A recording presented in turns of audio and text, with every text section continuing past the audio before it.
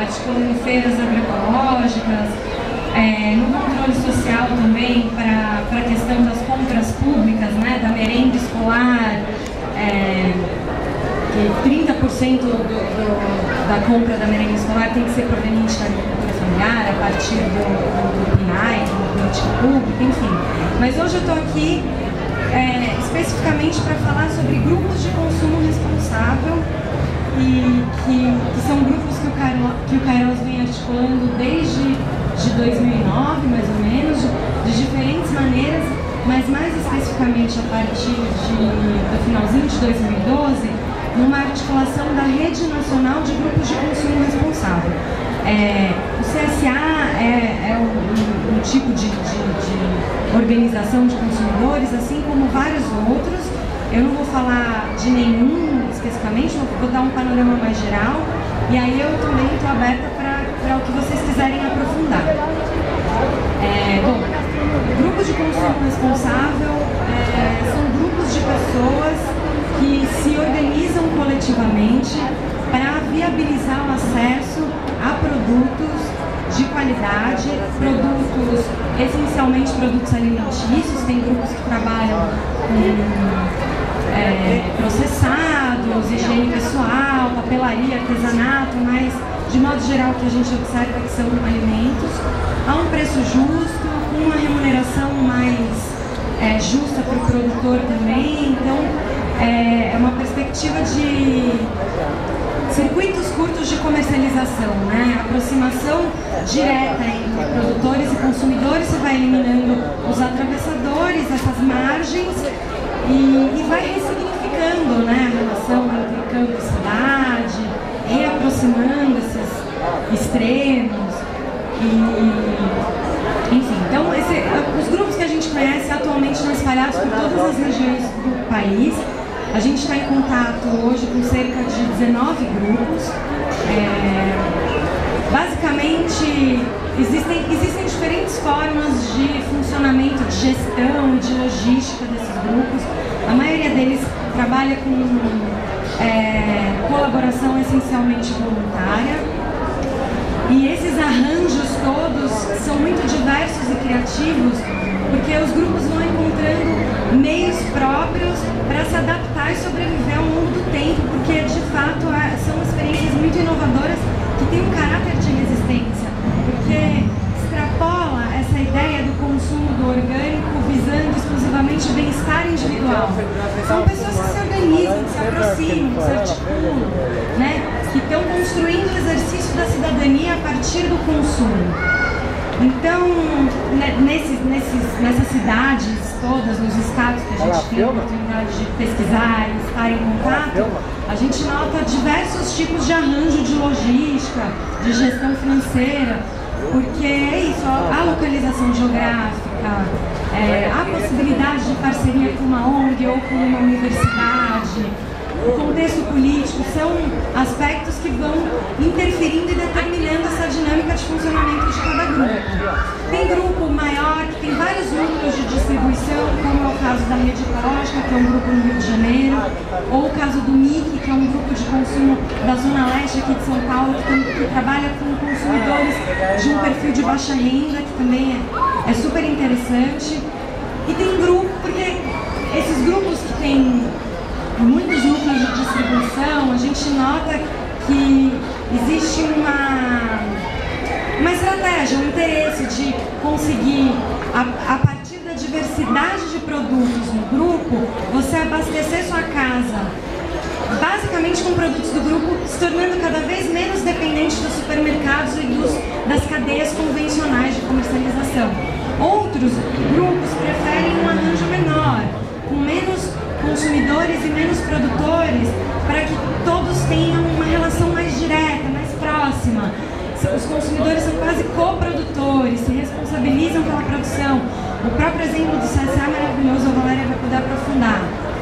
Enfim, a partir, mesmo com essa diversidade de arranjos de logística e de gestão, a gente percebe que existe um alinhamento de valores entre esses grupos. De modo geral, são pessoas que se mobilizam a partir de motivações e de incômodos com relação a hábitos alimentares, distanciamento entre urbano e rural, e principalmente com a perspectiva da possibilidade de poder interferir nessa cadeia, né? Então, eu não sei como a gente está de tempo aqui, eu poderia falar de um ou outro exemplo mais específico, ou pontuar um pouco melhor, desdobrar como é que se dão os benefícios no âmbito da produção, no âmbito do consumo, mas acho que eu vou passar e depois a gente continua. Só uma coisa que eu queria ressaltar é que esses grupos, eles têm uma dimensão político-educativa também maravilhosa. Então, a maioria deles promove oficinas, tem um caráter pedagógico, rodas de conversa, como a gente está fazendo aqui, com os consumidores, em algum nível também assistência técnica para o produtor, ações comunitárias no bairro, e ocupam espaços também de controle social em fóruns, conselhos municipais. Então são experiências realmente bastante inovadoras e que agora estão começando a se articular em rede. E a gente pode aprofundar nisso depois, abrir para bater um papo. Olha, nós estamos passando a nossa lista de presença, ela está rolando aí atrás, a gente pede para todo mundo assinar, para poder manter contato com a gente. Eu esqueci de apresentar, nós somos o MUDA, Movimento Urbano de Agroecologia. A gente trabalha justamente com essa ponte cidade-campo, e a gente é formado por uma quantidade bem grande de associações e organizações. No nosso site, vocês vão poder encontrar inclusive o mapa de São Paulo, onde dá para localizar essas organizações todas. Então é isso, eu acho que o Diogo vai falar primeiro, né, do Bom Dia Segura. Eu acho que o tempo da Ju foi legal, mais ou menos por aí.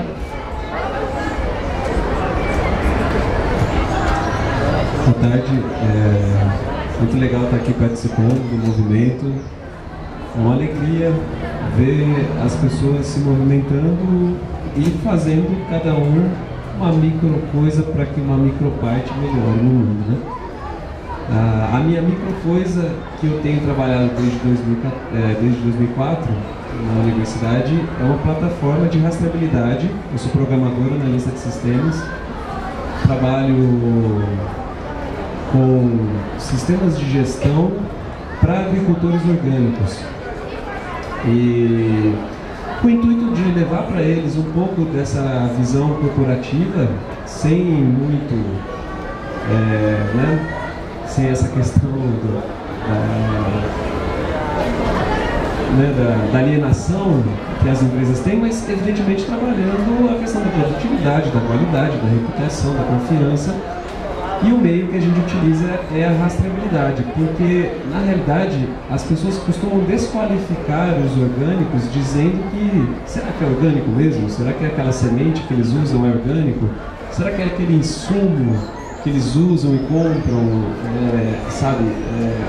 não é transgênico?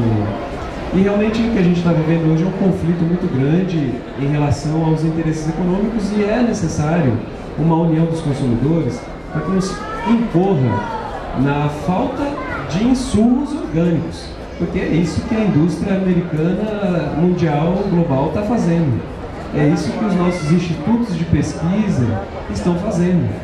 As nossas universidades estão apoiando cada vez mais as empresas multinacionais.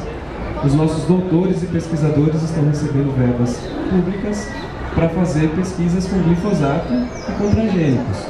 Os nossos bancos de sementes estão sendo privatizados dentro de um processo ainda muito sutil, mas estão já. Se você consegue ter acesso aos protagonistas desses eventos, há um processo muito preocupante acontecendo agora. Isso me fez sair do atendimento convencional, né, fazer sistemas de gestão para frigorífico, onde eu me tornei vegetariano. Eu fui fazer um sistema de tipificação de abate de carcaça, e quando eu vi aquilo, eu parei de comer carne. E também parei de atender a friboi, né, Marfrig, etc. E fui realmente buscar uma ressignificação da minha atuação, dos meus conhecimentos, e vi que a questão do agricultor, do pequeno agricultor, ia ser muito necessário para eles terem um pouco de conhecimento sobre empreendedorismo, gestão empresarial, fluxo de caixa, estoque, coisas que as empresas hoje estão acostumadas, tá? Fato é que esse desafio, quando começa em 2004, ele é muito utópico, porque se a gente for analisar o contexto histórico, até a questão de políticas públicas, né, a gente acaba tendo em 2012 o decreto da Dilma, não passa no Congresso Nacional. Quer dizer, a Política Nacional de Agroecologia não foi uma conquista democrática, foi o presidente que assinou e disse, olha, isso aqui é necessário para o país, tá? E independente de qualquer tipo de preferência partidária, é interessante reforçar isso. E a partir de 2003 começa essa mudança de paradigma e acredito ainda que é necessário a gente ter os planos municipais de agroecologia e agricultura orgânica e biodinâmica como exigência, assim como a Lei 2305 da Política Nacional de Resíduos Sólidos obriga a responsabilidade municipal a incentivar e fomentar, porque na realidade o que acontece é o oposto. A Embrapa tem as suas linhas orgânicas, mas o que é mais forte? As universidades têm as suas linhas orgânicas, mas o que é mais forte? Então a gente tem que trabalhar o equilíbrio, o balanceamento, tá? Então saindo um pouco dessa questão ativista, que eu adoro, sou presidente de uma associação ambientalista também, eu vou voltar um pouco para a plataforma. O sistema de gestão, ele traz uma série de atributos para a gente mapear os processos operacionais de produção. Eu consigo fazer todo o mapeamento do manejo orgânico ou biodinâmico e até convencional, se for o caso, porque se for convencional ele tem que informar, ele tem que ser transparente. Olha, não achei essa semente eu comprei daquele fornecedor. E assim, o que a gente tem defendido é a reputação vem através da comunicação e do compromisso que eu tenho de informar o que eu estou fazendo. E isso você vai então ter uma associação de informações. Que informações? Informações que vão dar realmente qual é o teu princípio ético. Olha, eu sou orgânico 100%. Se eu não tenho um insumo, eu não produzo. Olha, eu sou orgânico até que eu não consiga encontrar algum meio de produzir, mas eu informo. Tá? Esse é o meu compromisso de ser transparente. E a plataforma, ela começou muito radical, a gente só vai trabalhar com orgânico, mas aí a gente viu que era quase praticamente impossível. Aí a gente começou a abordar essa possibilidade de uma redução de agrotóxicos, informar criar alguns indicadores, algumas métricas de quanto você está reduzindo de agrotóxico, utilizando-se da plataforma como meio para isso. Por exemplo, a gente tem um plano de manejo convencional e o software faz algumas leituras sobre temperatura, sobre umidade de ar, e a gente consegue dar cenários de manejo para que ele possa se prevenir de uma determinada praga sem ter que usar o agrotóxico, né? Então, quer dizer, a gente já começa a trabalhar essa questão de gestão, de plano de manejo em tempo real, com o que está acontecendo dentro do clima. Em termos de políticas públicas, a gente está fazendo um trabalho na CEPOG, que é a Comissão de Produção Orgânica do Estado de São Paulo. Em 2013 nós criamos um comitê de inteligência, que evidentemente por ser um trabalho voluntário, é extremamente um trabalho passo a passo, porque a gente faz isso de uma maneira colaborativa, né? Então assim, no primeiro ano a gente mapeou alguns produtores, colocou a plataforma para funcionar, encontrou várias necessidades, porque uma coisa é o programador imaginar o que o produtor precisa e outra é quando você vai em loco, né, conhecer a realidade. Então em 2011, 12, 13 a gente conheceu a realidade e agora em 2014 a gente está com um produto extremamente interessante para ser lançado e para ganhar escala nacional. Eu fui para Brasília agora, tive uma reunião com o Senado Federal, apresentei o projeto, foi super bem recebido. Há uma necessidade de ter os consumidores incentivando um projeto de lei que obriga a rastreabilidade dentro de um formato mais inovador, mais transparente, mais ético do que o de 2003, dentro da regulamentação do sistema orgânico. Existem muitas coisas a serem feitas, é um trabalho de formiguinha mesmo. Agora, uma coisa que eles ficaram super animados, né? O produtor ele não tem como ter um seguro de renda dentro daquela propriedade, porque ele não tem um histórico de produção. E o software dá um histórico de produção dentro do mapeamento, né, da região do país. Então, quer dizer, até nisso o sistema também passa a ser importante. Também foi dito que há uma necessidade de criar uma bolsa de valores de produtos orgânicos, saindo daquele tipo de precificação de 30% a mais do convencional, isso é um cálculo irreal. Há uma necessidade de analisar custos. Quanto custa a mão de obra, quanto custa aquele insumo, e, quer dizer, e também você ter um pouco mais de bom senso e buscar alternativas, né? Essa questão de você encurtar os espaços, né, onde é produzido. E aquela questão também do meu vizinho produzir a mesma coisa que eu, né? Não, vamos produzir coisas diferentes.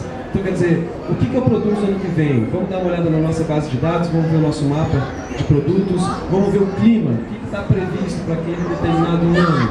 Quer dizer, então a gente está trabalhando com tecnologia para um setor que é carente, que não tem hoje uma visão tecnológica de inovação. Agora, evidentemente que eu tenho que dizer que essa iniciativa nasce dentro de um contexto governamental. A nossa empresa nasceu numa incubadora tecnológica dentro da Unesp. Eu tive apoio da FINEP, eu passei no edital de inovação, eu tive recursos da Unesp. Por que eu faço da Unesp, não, da FINEP? Por que eu faço isso de forma colaborativa? Porque eu recebi um dinheiro público. Eu acho ético, depois de eu terminar o projeto, eu tentar realizá-lo. Não só na questão tecnológica, mas na questão prática. E é muito difícil você tirar uma ideia teórica e passar para a prática, mas também não é impossível e a gente está conseguindo. A única questão é que o tempo que a gente imagina que vai conseguir é diferente do tempo que vai acontecer. Mas com humildade, assim, com muita responsabilidade, a gente está entendendo que o produtor ele tem uma série de dificuldades, ele não nasceu e não é da conduta, da competência dele comercializar. Não é da competência dele fazer um plano de manejo, porque ele mexe com a terra. Então, a gente aprendeu que há uma necessidade de envolver agrônomos, engenheiros agrônomos, há uma necessidade de envolver a CAT. Eu tive uma reunião há 2 semanas atrás na Secretaria Estadual da Poder Agro, né, de São Paulo.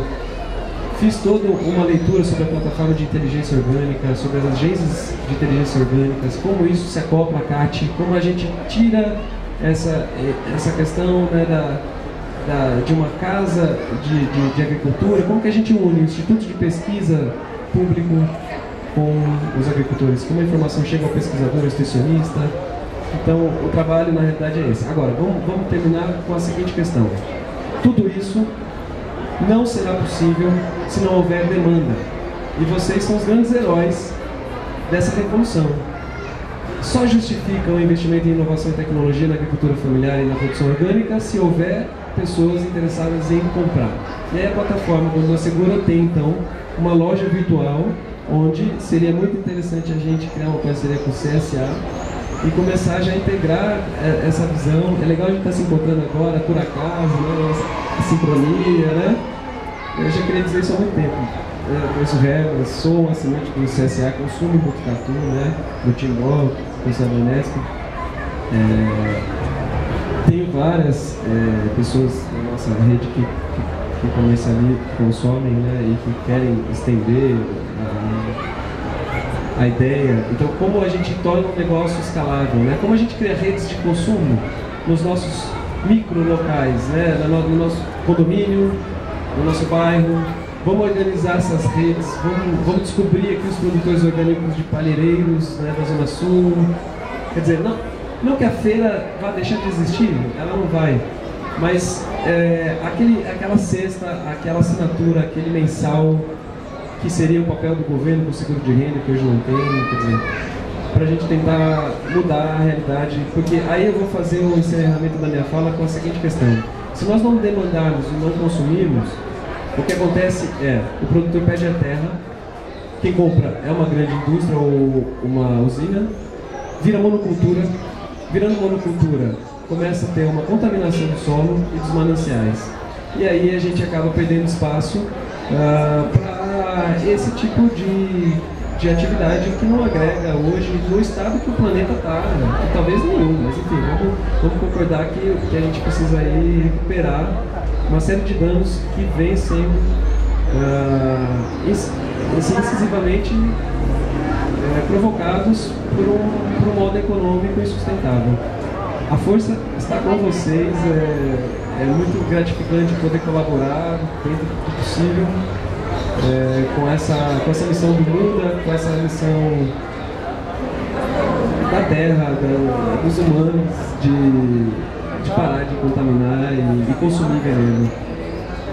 Máximo amor e respeito para vocês, boa sorte pra gente, porque a gente precisa.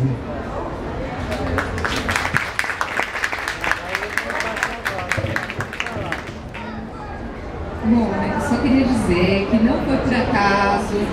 Nós do Muda, o que a gente faz é justamente isso. A gente está tentando integrar todo mundo que trabalha com agroecologia, com consumo consciente, com ecogastronomia, numa só rede. Porque até então a gente está muito no gueto e a gente precisa crescer, a gente precisa ampliar, né? A gente está cansado de ver shopping center cheio e os nossos eventos com meia dúzia. Então, se a gente não se unir, não trocar essas informações, não se fortalecer, não pensar junto, a gente não vai ganhar escala, né? Então, esse movimento nasceu para isso, né? Então, a gente convida todo mundo a conhecer o site e a entrar no movimento, porque o movimento é um movimento aberto, qualquer um pode participar. Então, não foi coincidência, né? Vocês estão aqui porque a gente tem muito o que fazer juntos e todo mundo que está aqui também. Queria aproveitar que o Diogo tocou no assunto, que é um assunto da concentração internacional, né, de como que o sistema que está aí, ele se apropria das redes, tanto de produção quanto de escoamento. E eu queria passar para vocês olharem isso aqui, que é um gráfico, né, é um gráfico, uma imagem que mostra a concentração de empresas grandes comprando as menores, para a gente ver como o mercado está ficando cada vez mais concentrado e está tirando a nossa opção de escolha. Então, essa mesa aqui, ela justamente está propondo que a gente retome a nossa opção, que a gente retome a possibilidade de escolha. Sim, a gente quer escolher, a gente não quer que vocês se concentrem de uma forma que a gente tenha que ser obrigado a comprar o que está aqui, né? Então, a conversa aqui é sobre isso. Eu acho que o Diogo colocou muito bem essa questão toda do contato com os agricultores. A Valéria, eu acho que vai falar um pouco melhor dessa questão de como nós, consumidores, produtores, né, coprodutores, podemos agir. Eu vou circular isso aqui e eu passo depois para as pessoas devolverem aqui, depois que passar, tá bom?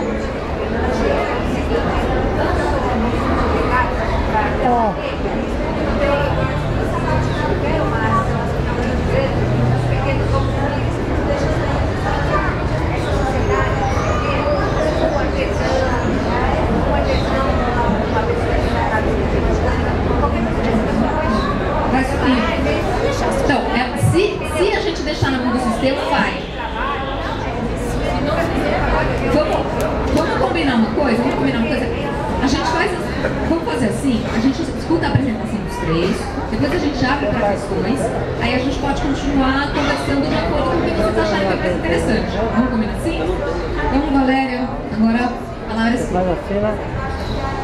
Gente.